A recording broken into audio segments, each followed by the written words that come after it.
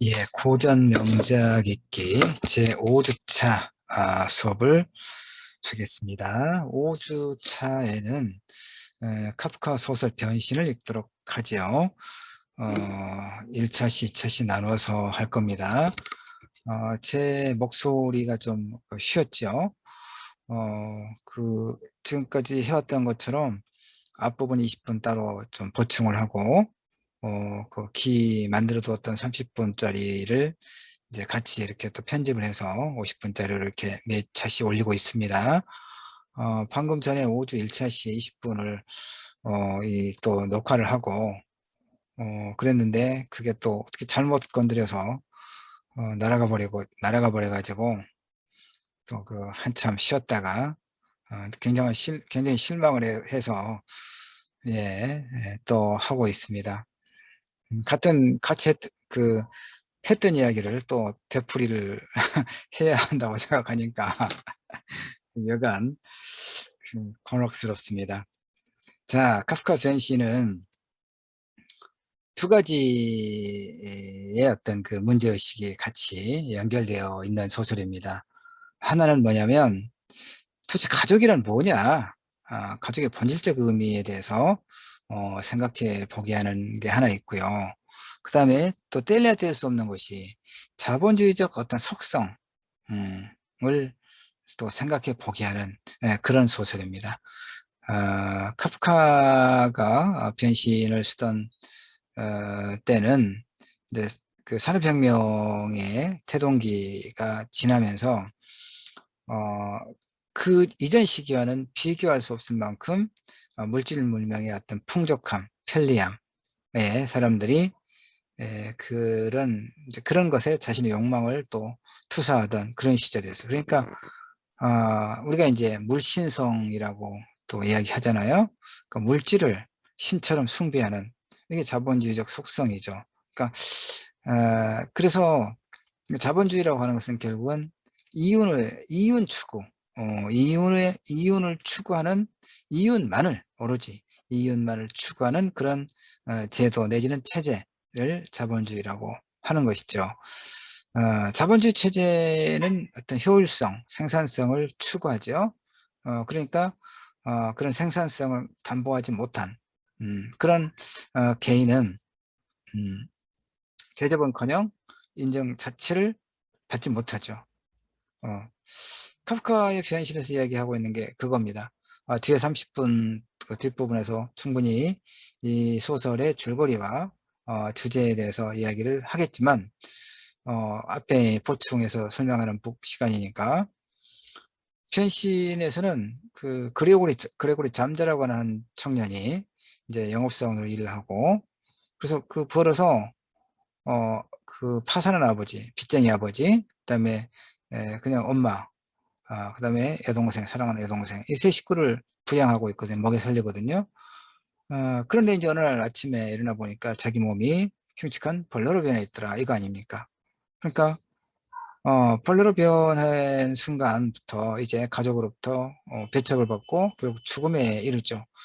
그리고 우리 잠자가 죽었음에도 불구하고 가족들은 슬픔을 드러내기보다는 아주 다행이다라고 안도를 하죠. 우리를 귀찮게 하고 골칫덩어리가 이제 죽었구나.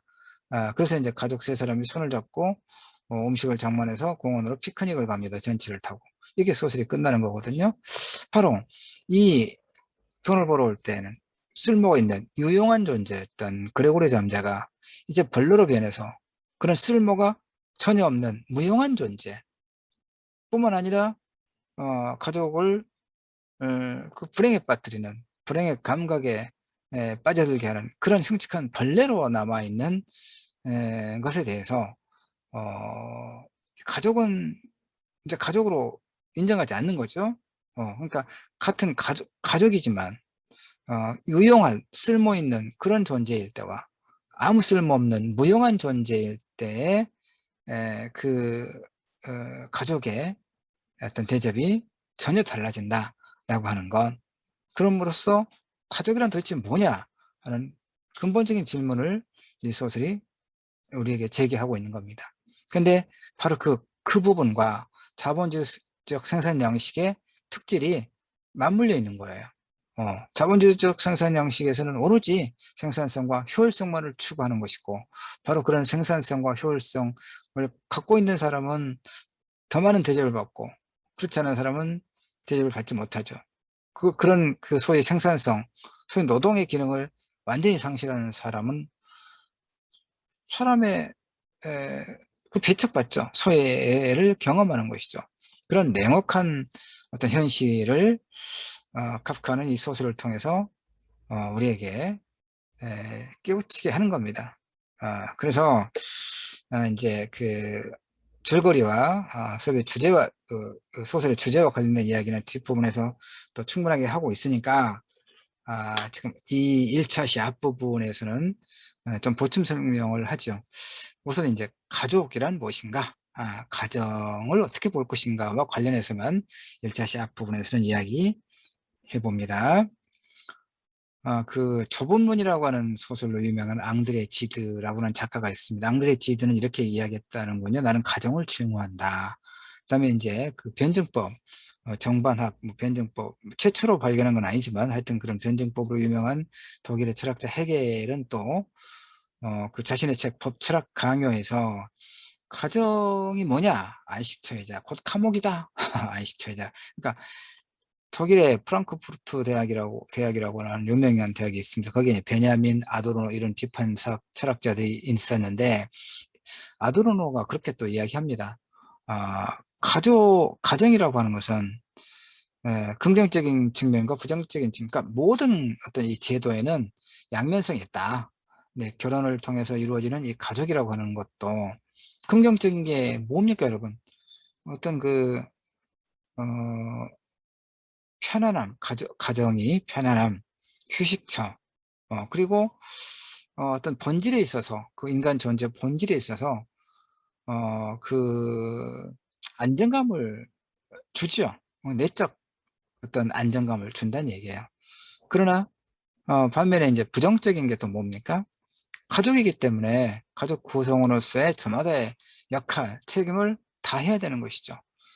그래서 이제 가정은 내적 충실을 기할 수 있는 그런 존재의 근거지이면서 또 하나의 무덤일 수 있다라고 또 이야기하죠. 그래서 이렇게 그 헤겔도 가정은 안식처이자 곧 감옥이다. 근데 가브리엘 마르셀이라고 하는 프랑스 철학자도 또 이렇게 이야기합니다. 가정을 존재가 드러나는 장소다. 존재가 드러나는 장소. 그렇습니다. 저는 이 말에 동의합니다. 왜냐하면 우리가 가정 밖에 다양한 그 어떤 관계망에서는 우리가 타인을 만날 때, 뭐 직장이든 학교든 가정이든 무엇인가에서 타인과 접촉을 할 때 우리는 사회적 가면이라고 하는 하나의 페르소나를 쓰고 그 사람과 관계를 맺는 거죠. 그렇지 않겠습니까? 그런데 가정에서는 그야말로 민낯 그대로 자기 자신을 다 보여주는 거죠. 물론 최근에 이제 넷플릭스를 통해서 내가 보고 있는 드라마가 김희애하고 또 누구 뭐 몇 사람 나오는데 그 부부의 세계라고 하는 드라마가 있습니다. 이제 그 드라마는 제 요일과 정해진 요일과 정해진 시간이 있어서 내 드라마를 이제 소위 정주행, 그 제때 제대로 그 보기가 어렵죠. 이렇게 수업도 많이 하고 뭐 일이 많으니까. 다행히 넷플릭스를 통해서 이제 그 콘텐츠가 많이 있으니까 볼 수가 있는데, 최근에 이제 또 부부의 세계를 좀 봅니다만은 그야말로, 그다음에 또 그 전에 영화관에서 몇 년 전에 만들어진 영화 있잖아요. 그 완벽한 타인, 휴대폰 그 친구들 부부가 다 모여서 휴대폰 뭐 까는 그런 그 영화도 있었는데, 그 부부는 추울 수가 없잖아요. 그러니까 누구보다도 신뢰해야 할, 그리고 의지해야 될, 존중해야 될 그 부부 사이에도 그런 그 완벽한 타인이라든가 드라마 부부의 세계와 같은 걸 보면 그야말로 부부라도 정확하게 100%잘 알지 못하는 그런 게 있다란 말이에요. 참 쉽지가 않습니다. 그럼에도 불구하고 어쨌든 가정은 아까도 얘기했지만 그래도 다른 타인들과의 다양한 다른 관계에 비하면 가족은 민낯을 보여주고, 그럼으로써 서로 위로하고 또 평온한 어떤 또 재충전을 할 수 있는 그런 어떤 계기가 되는 그런 공간이죠. 그래서 그 마르셀, 가브리엘 마르셀이라고 하는 프랑스 철학자 역시도 가정이라고 하는 것은 사람이 어떠어떤 그의 어떠어떤 외모나 성격, 재능, 이런 재산, 그러니까 소위 사회적 자본이라고 하죠. 이런 그 다른 사람과 타인과의 관계에서는 그가 가지고 있는 사회적 자원에 의해서, 사회적 자본에 의해서 평가를 받죠. 대접을 받고. 근데 가정 내에서는 그것과 관계없이 그 자체로 소중한 존재로 대접을 하는 거죠, 우리가. 물론 그렇지 않은 가정도 많지만, 그러나 이제 일반적으로 가정이라 하면, 가족이라 하면 그래야 된다. 많은 가정이 또 그렇게 하고 있고, 어, 그런 의미에서 존재가 드러나는 장소다.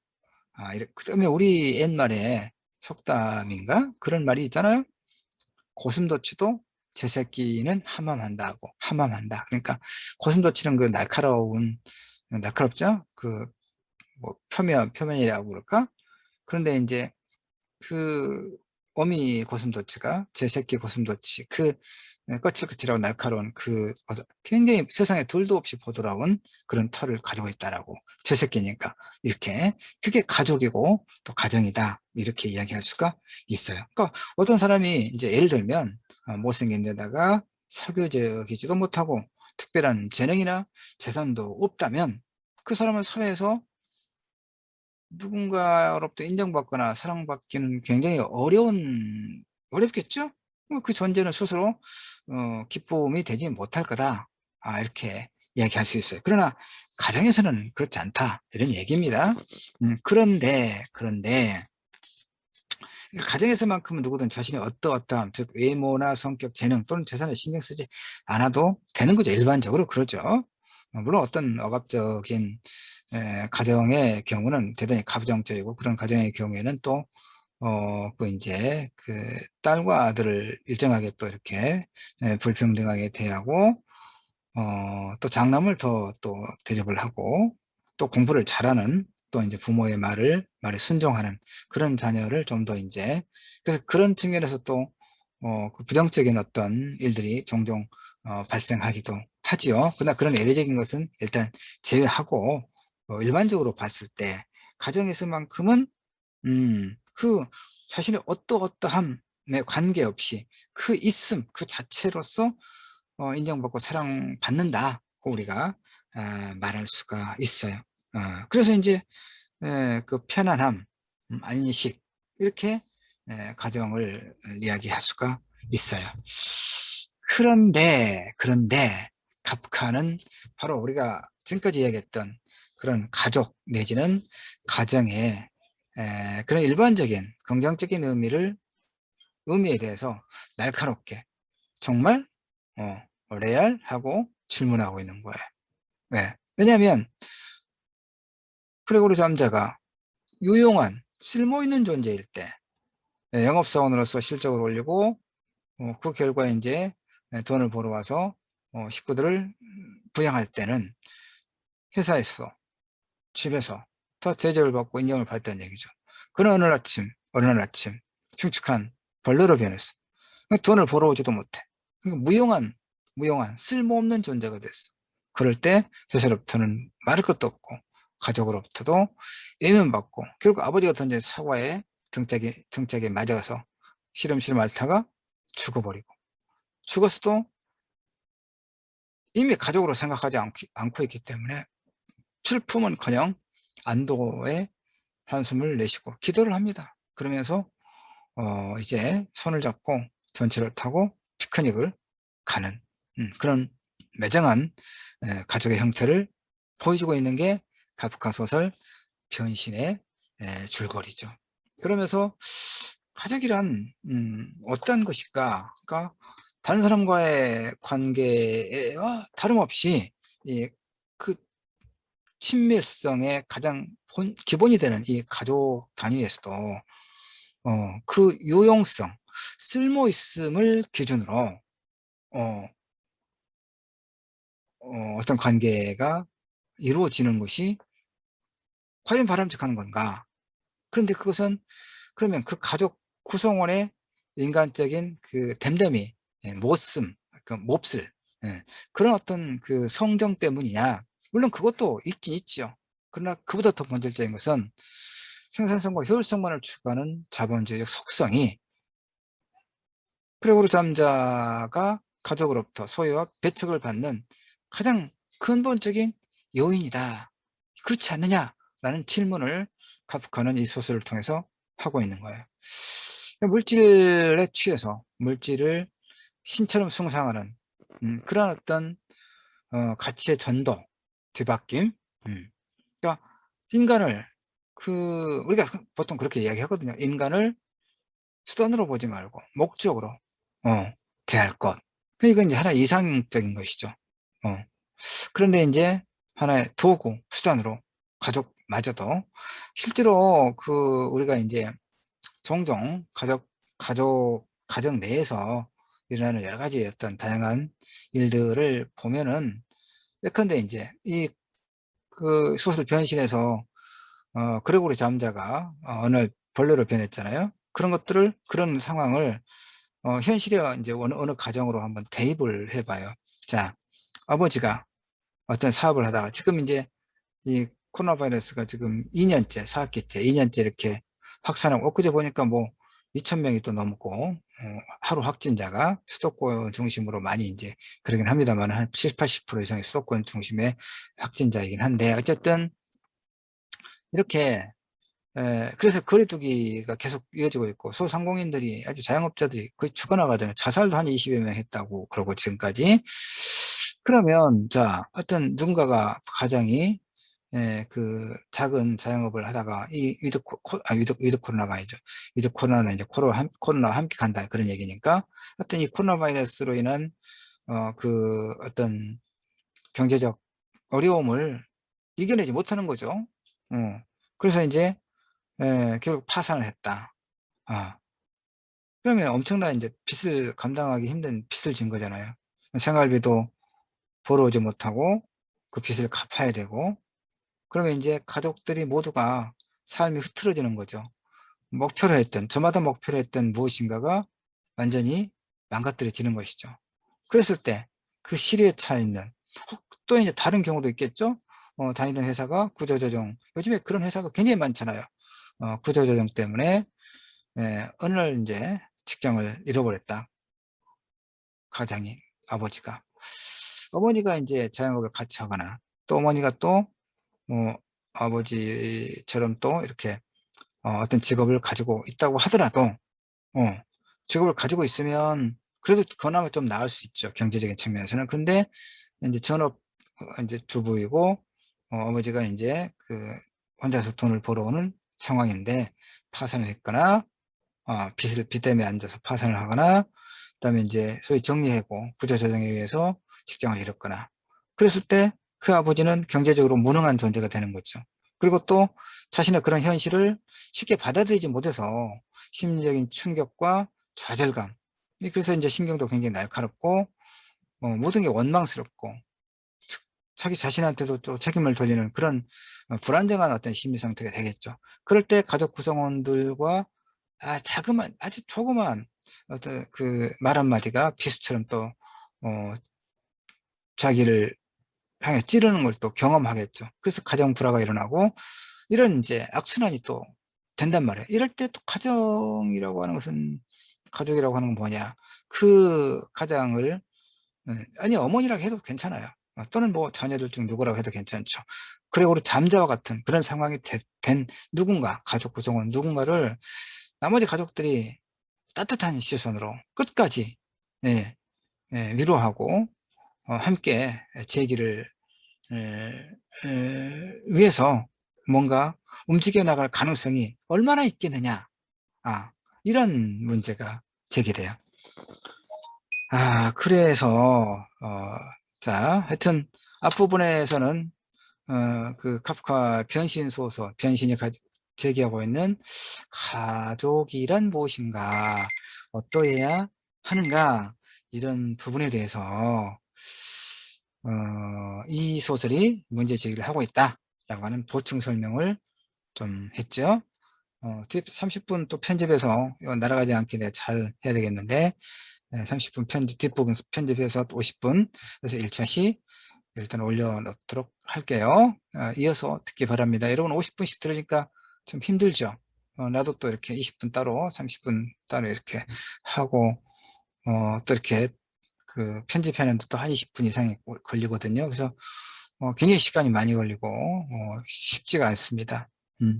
서로 힘을 내서 수업 내용 자체는 굉장히 의미 있는 그런 소설들이고, 우리가 이런 그 수업이 아니면 사실은 이런 좋은 소설들을 읽고 들어 생각해 볼 기회가 사실은 많지 않거든요. 자, 그렇게 긍정적으로 생각하고 교학상장이라는 말이 있어요. 가르치면서 배운다. 나도 여러 번 읽었고 또 여러 그 강의에서 늘 다루고 있는 그런 텍스트임에도 불구하고 고전 명작 읽기 시간에 다시 또 읽고 이야기하면서 또 내가 배우게 되고, 그런 스스로에게도 좋은 면이 많이 있습니다. 자, 고맙습니다.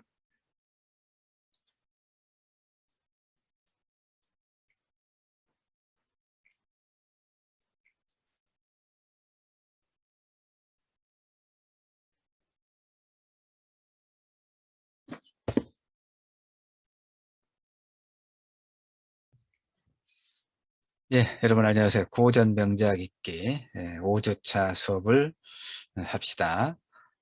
5주에는 프란츠 카프카 소설 변신을 1차 시와 2차 시에 나누어서 읽도록 하겠습니다. 그런데 이제 지난 주차에 공부했던 그 수업을 하면서 내가 했던 말들 중에서 한두 가지 수정할 게 있어서요. 그러니까 2주차에 사르트르의 구토를 설명할 때, 그리고 3주차, 사르트르의 구토는 아니었겠군요. 아니고 3주차와 4주차에 알베르 까미와 관련된 수업을 했죠. 그러니까 3주차는 이방인을 하고, 4주차는 페스트를 했죠. 예. 그러니까 어, 그 수업을 할 때, 그러니까 그 사르트르의 실존주의 철학을 이야기하고, 그리고 알베르 까미의 그런 부조리의 철학을 이야기할 때, 이제 그 까미의 부조리 3부작 중에서 시지푸스 신화를 설명할 때 내가 이제 잘못 그 이야기한 게 하나 있습니다. 뭐 큰 건 아니고요. 그 시지푸스가 그 절벽 아래에서 이제 바위를 이렇게 밀어 올려서 산 정상까지 바위를 이제 밀어 올리잖아요. 그러면 이제 바위는 다시 또 아래로 떨어지고, 이제 그걸 이제 그 부조리한 상황에서 그 운명을 포기하지 않고 운명에 저항하는 그런 이제 삶의 모습을 까미가 시푸스 신화에서 강조하고 있다. 뭐 이건 맞고요. 근데 그 내가 지금 잘못 이야기해서 정정하려고 하는 게 뭐냐면, 그 산 이름을 코카코스 산이라고 두 차례나 아마 잘못 이야기했어요. 나중에 이제 그 수업 자료를 내가 다시 또 들으면서 발견했더니 뭐 한 두세 번 코카서스 산이라고 이야기했더라고요. 코카서스 산은 프로메테우스라고 하는 또 그 이제 그리스 신화에서 프로메테우스가 그 신들을 이제 그 조롱했다, 능욕했다, 이런 그 죄로 그 신들의 제왕인 제우스죠. 제우스 신에게서 이제 또 벌을 받아요. 그래서 코카코스 산에 이제 그 이렇게 묶여서 묶여 있는 벌을 받죠. 그래서 독수리가 날아와서 이제 그 프로메테우스. 그러니까 프로메테우스는 에, 다시 그 프로메테우스가 벌을 받는 이유는 그 인간에게 불을 어, 금기였던 불을 갖다 줬다는 얘기죠. 예, 그거죠. 예.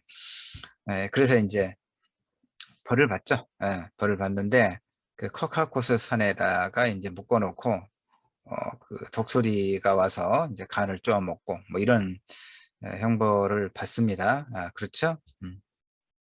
시시푸스는 아까 이제 인간의 그 신들을 능욕했다 뭐 이런 죄로 또 벌을 받는 것이고, 근데 그 산을 포카코스 산이라고, 이제 프로메테우스가 벌을 받던 산을 지금 잘못 내가 홀로 혼돈이 있어서 잘못했습니다. 그 부분을 좀 정정하고 싶고, 그 다음에 이제 이렇게 수업 자료를 만들어서 이제 우리 학습관리 시스템에도 올리고, 또 유튜버는 아니지만 지난번에 이야기했지만 비대면으로 수업을 이렇게 계속하고 있는 상황 속에서 내가 만든 수업 영상을 유튜브 계정에다 올려놓기도 한다고 그랬습니다. 근데 그 내가 운영하고 있는 내 유튜브 계정이 문학과 실천이다 이름을 이렇게 이야기했는데, 문학과 인간으로 바꾸는 지가 꽤 됐는데 제일 처음에 문학과 실천이었거든요. 내가 다음 카페도 비공개로, 수업 자료가 워낙 많아서 비공개로 해두었는데 그 다음에 있는 카페 이름이 문학과 실천이거든요. 그래서 이제 유튜브에 내 계정도 문학과 실천이다라고 저번에 안내를 했는데 이제 문학과 인간이 정확합니다. 이야기를 하다 보니까 뭐 이렇게 한 두 가지 정도 잘못 전달한 게 있어서 지금 바로 잡습니다. 뭐 크게 중요한 건 아닙니다만, 우리 수업의 전반적인 흐름과는 크게 관계없는 것이긴 합니다만은 하여튼 바로 잡습니다. 자, 이야기를 하다 보니까 조금 시간이 지났군요. 하여튼 고전 명작 읽기 제오브 카프카를 읽습니다. 1차 시 합시다. 카프카의 변신도 그 알베르 까미의 이방인이나 페스트 못지않게 또 많이 알려진, 많이 읽은 그런 작품입니다. 변신. 이제 뭐 변신도 중편 소설입니다. 그렇게 분량이 많지는 않습니다만은 변신을 보면 이제 3장으로, 그 구성상 3장으로 되어 있는데요. 그래서 이제 숫자 3이 이제 어떤 의미냐 이건데, 에, 그레고로 잠자라고 하는 이제 그 주인공이 있잖아요. 이 숫자 3은 그러니까 어느 날 아침에 갑자기 이제 자고 일어나서 보니까 흉측한 그 해충으로 변신한 그레고로 잠자가 자신의 방에 철저하게 고립되어 있다가 밖으로 나와서 가족과 합류하려고 시도하다가 저지당하는 횟수가 이제 3번이거든요. 그런 의미.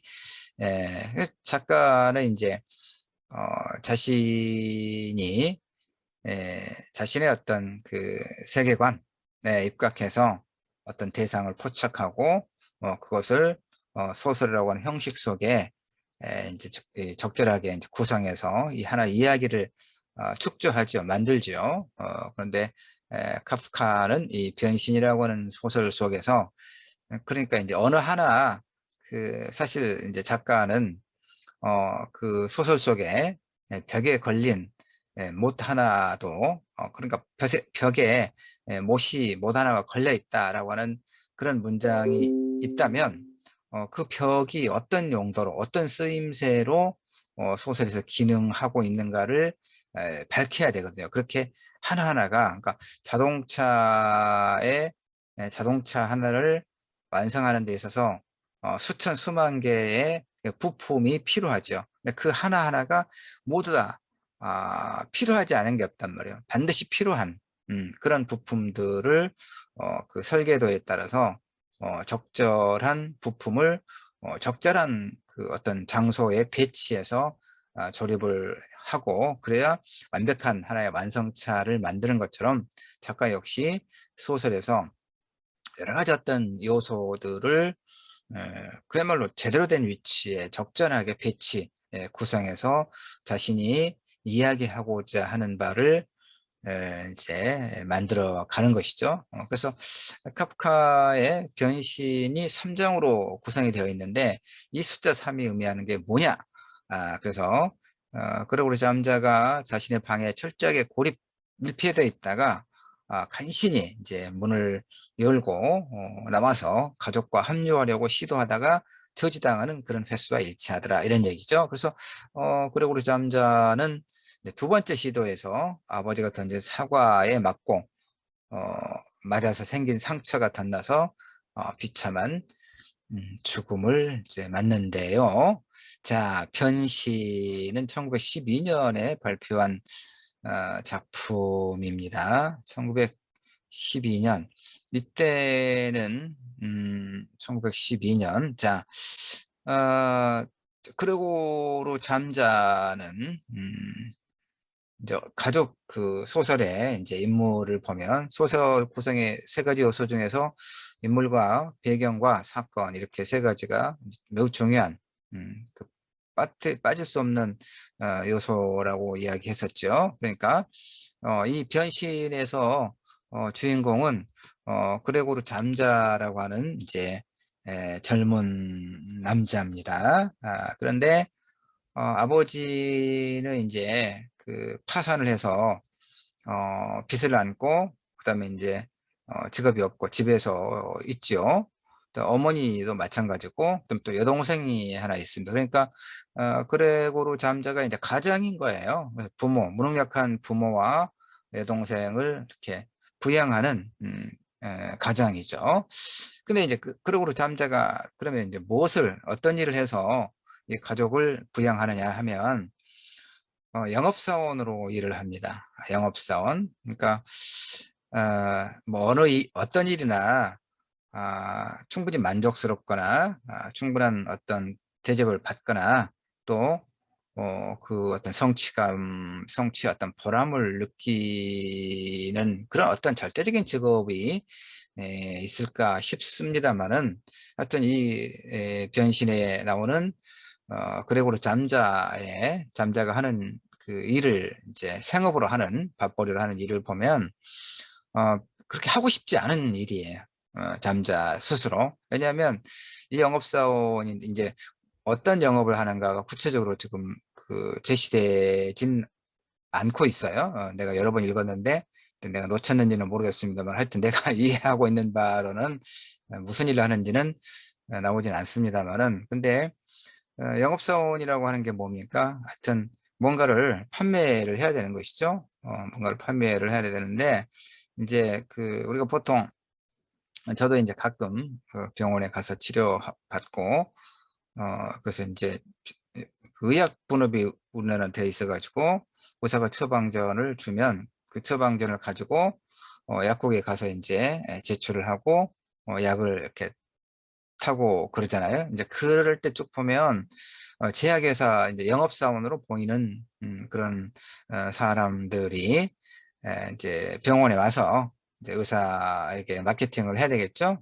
어떤 뭐 제품들을 그럴 때 이제 뭐 간호사라든가 이런 사람들에게도 아주 깍듯하게 그 인사를 하고 그다음에 뭐 바카스라든가 이런 드링크 같은 거 항상 선물로 가지고 다니는 걸 종종 봅니다.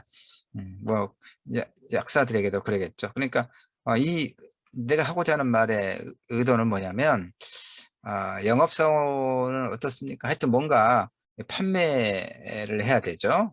그리고 이제 실적 압박에 시달리고 그러니까 늘 의리죠. 자, 그 이 영업사원의 소위 고객은 그러니까 영업사원은 그 고객과의 관계에서 철저하게 의리잖아요. 그러니까 항상 그 굽실거려야 하고 물론 어떤 일이나 이제 고객과의 관계에서는 그 예의 바르게 이제 하는 것이 중요하긴 합니다만 하여튼 영업사원의 경우는 늘 그 상대에게 뭔가를 팔아야 되고 그렇기 때문에 늘 굽실거려야 되는 그런 입장이죠. 철저한 의리의 입장이죠.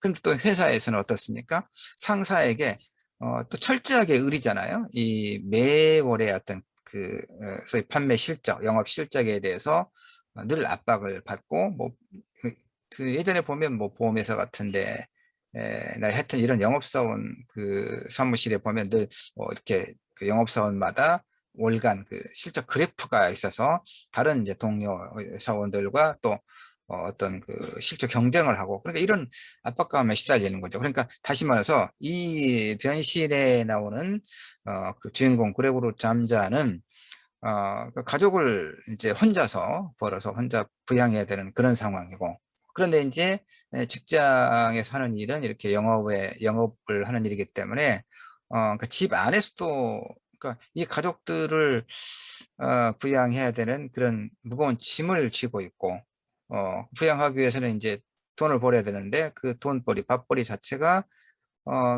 정말 힘들죠. 힘드니까 제가 이제 써두었습니다만은 하고 싶지 않은 일을 합니다. 상사의 압박과 고객과의 스트레스에 시달리죠. 그러나 이제 가족을 위해 참고 일하죠. 뭐 대부분 우리가 그러지요. 무슨 일을 하든 간에 이제 가족의 생계. 요즘에 이제 대체로 결혼한 사람들은 부부가 맞벌이를 하기도 합니다만은, 예전에는 대체로 이제 남성이, 물론 여성 가장인 경우도 있고, 뭐 형태는 다양하기 때문에 하나의 어떤 일반화해서 말하기는 어렵긴 합니다만은, 이제 하여튼 이 소설에서는 잠자는 그런 상황에 있었다는 것이죠. 그러니까 이제 그런 상황인데 어느 날 아침 침대에서 이제 일어나는 거죠. 평상시처럼 일어났는데 처신의 모습이 뭔가 좀 달라 보인다는 얘기죠. 뭡니까? 아주 흉측한 벌레로 변해 있다는 것이죠. 그래서, 그러니까, 사람이 소설로, 이게 이제 변신 모티프라고 합니다. 뭐 이런 소설에서 사람이 뭐 다른 걸로 변했다거나 또 어떤 뭐 사람이 아닌 무언가가 사람으로 변했다거나 이걸 이제 변신 모티프라고 합니다. 그런데, 현실에서는 가능하지 않죠. 사람이 어느 날 벌레로 변했더라. 이 벌레가 이제 되게 갑각류, 등이 딱딱한, 그래서 이제 보통 뭐 우리 문화권에서는 이걸 이제 바퀴벌레 정도로 이해를 합니다. 하여튼 흉측한 벌레로 변해 있더라는 것이죠. 그러니까 이게 이제 이 소설을 우리가 읽을 때 이게 굉장히 이제 중요합니다. 포인트 중에 하나인데, 사람이 벌레로 변했다. 이게 어떤 의미일 것인가 하는 것이죠. 그러니까 지금 그 앞에서 내가 길게 설명했던 것 이유는 이제 이 그레고르 잠자가 어떤 상황에 처해 있는가와 관련돼서 길게 설명했던 것은 결국 이 벌레라고 하는 변신 모티프가 의미하는 게 뭘까 하는 것이죠. 사람이 벌레로 변할 수는 없잖아요. 근데 이제 벌레로 변하고 조금 더 이제 그 이야기를 하죠. 조금 이따 뭐 계속 하겠습니다. 자, 그래서 이제 다른 날과 달리 제 시간에 출근해서 있어야 할 시간에 그러고 잠자가 회사에 보이지 않으니까 상사가 이제 지배인이 회사의 지배인이 그를 이제 그 집에 방문을 합니다. 물론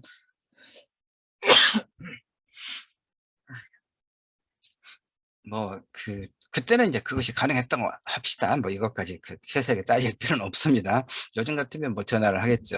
왜 안 와 하고. 하여튼 근데 이제 그다음에 가족들도, 그러니까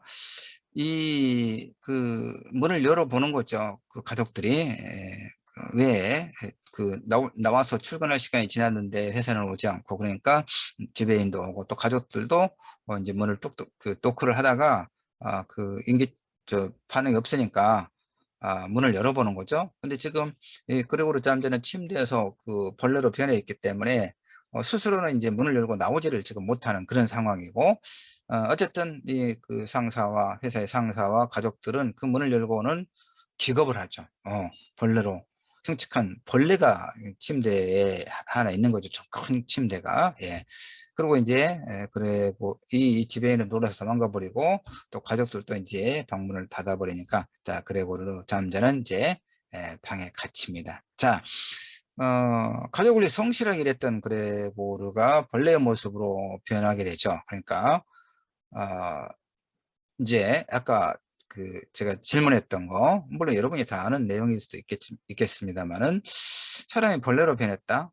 그레고르 잠자가 그 상황에서 벌레가 변했다고 하는 것은 이제 그 이후에 가족들의 그 대응, 대처 이걸 통해서 그 의미를 이제 찾을 수가 있어요. 뭐냐면 이제 처음에 내가 이제 이야기를 굉장히 압축해서 지금 제시했습니다만은 처음에는 이제 어떻습니까? 가족 중에 한 사람이 이제 이렇게 돼 있으면 엄청 놀라잖아요. 놀랍고 당혹스럽고 슬퍼하고 그러다가 이제 점점 또 그 마음이 여러 갈래로 이제 변화가 되는데 이 소설에서도 처음에는 그레고리 잠자를 동정하지요.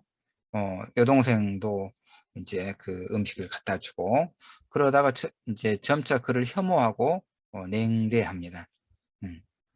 그래서 그레고르는 철저히 가족들로부터 소외당한 채 자신의 방 안에 갇혀 있는 그런 신세가 됐죠. 그래서 생계 이제 그레고르 잠자가 혼자 벌었잖아요. 혼자 벌어서 식구가 이제 먹고 살았는데 지금 그레고르 잠자가 벌레가 돼버린 거죠. 그러니까 생계에 이제 당장 생계에 어려움을 느낀 이 가족들이 이제 그 남은 방 몇 개가 있어서 하숙을 시작합니다.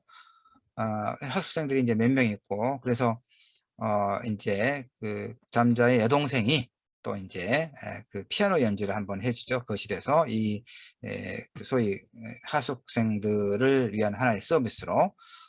그런데 그 소리를 듣고 또 그리고 우리 잠자가 그 아주 애를 써서 이제 방문을 열고 빼꼼 예, 어, 거실을 내다보죠. 그러니까 또 이 하숙생들이 그 모습을 보고 아주 기겁을 해서 이제 화를 내면서 뭐 저런 흉측한 벌레가 있다는 것을 왜 말하지 않았느냐라고 이제 항의를 하면서 이제 하숙을 이제 그만두고 나가버렸죠. 그래서 이제 이런 그 얘기입니다. 그래서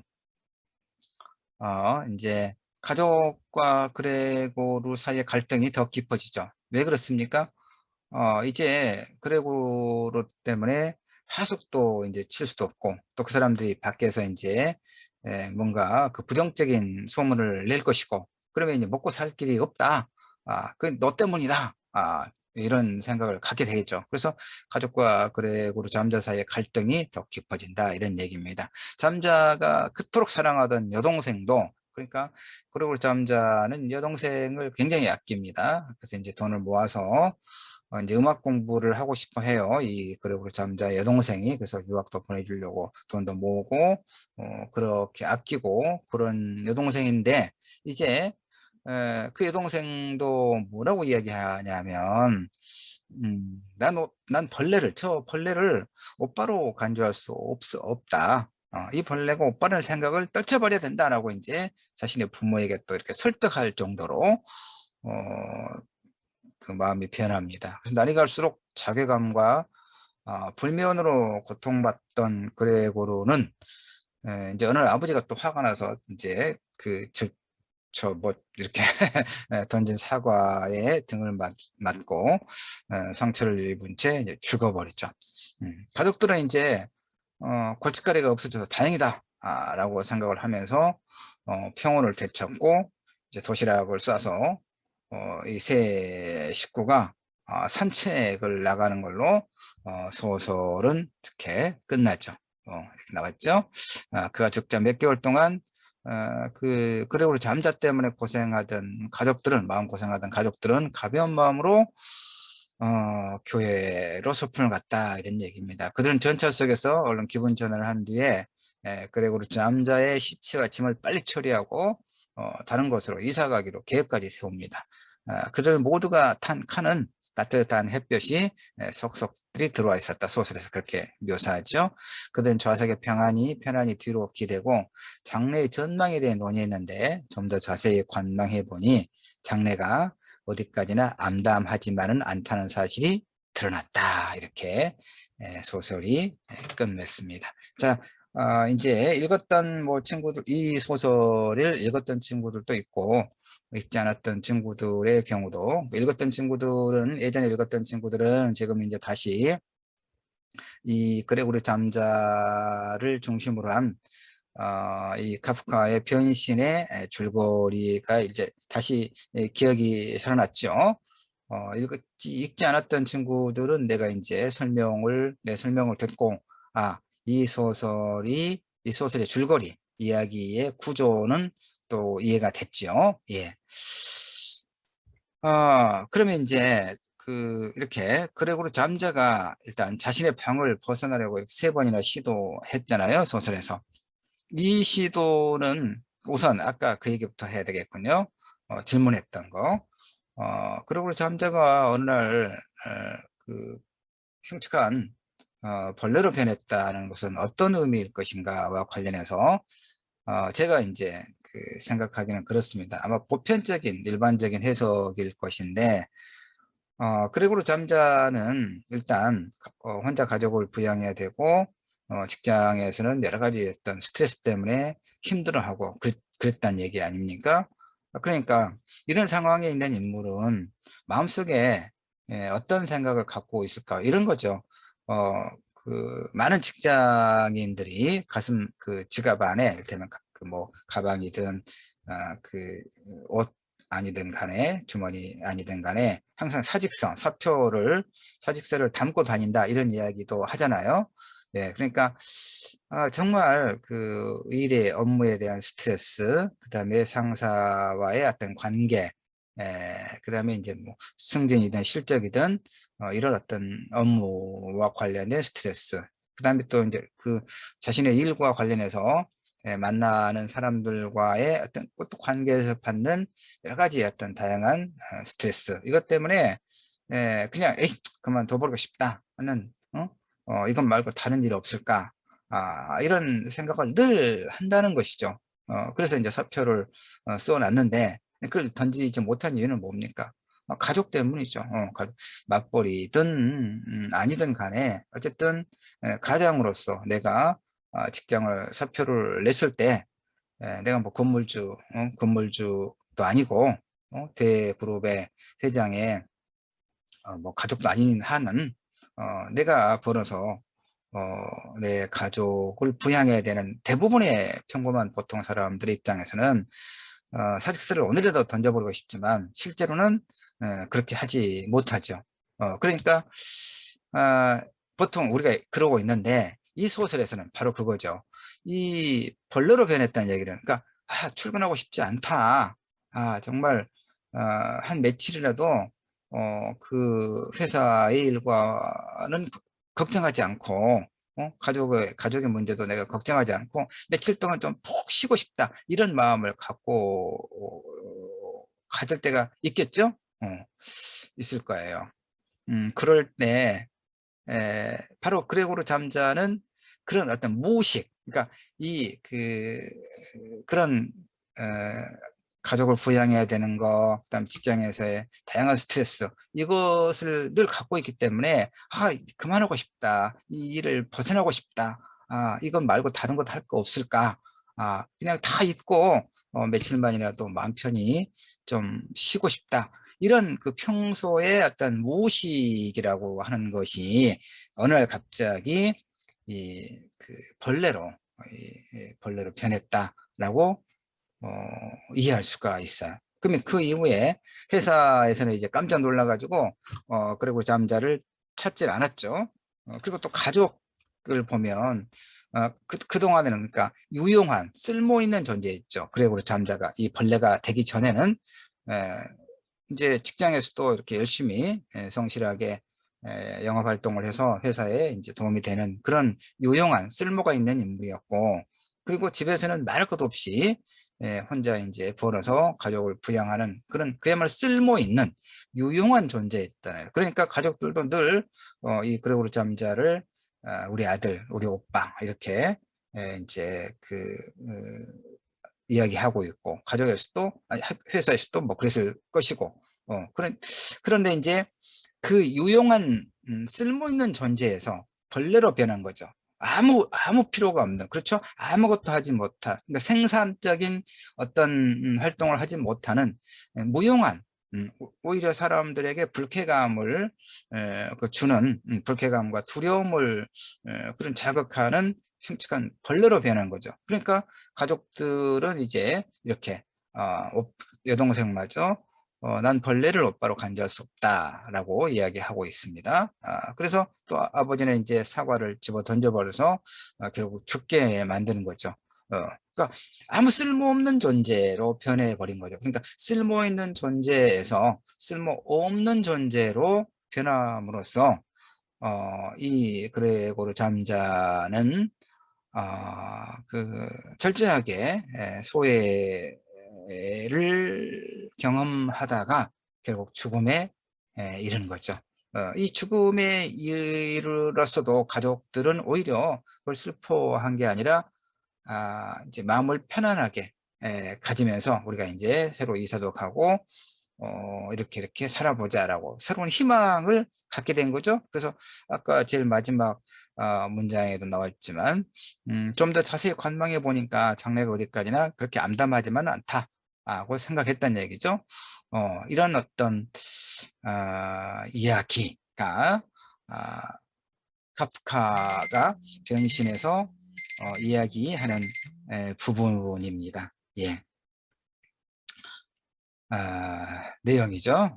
그래서 이제 1부가 한 30분 됐습니다. 내가 타이머를 만들어 놔서 잠시 쉬었다가 2부에서 이 이제 이야기를 가지고 다양한 그 어떤 문제의식을 중심으로 이야기를 나눠보도록 하겠습니다. 자, 일단 5주 1차 시 카프카의 변신 1차 시는 여기까지 하도록 하겠습니다. 잠시 쉬도록 하죠.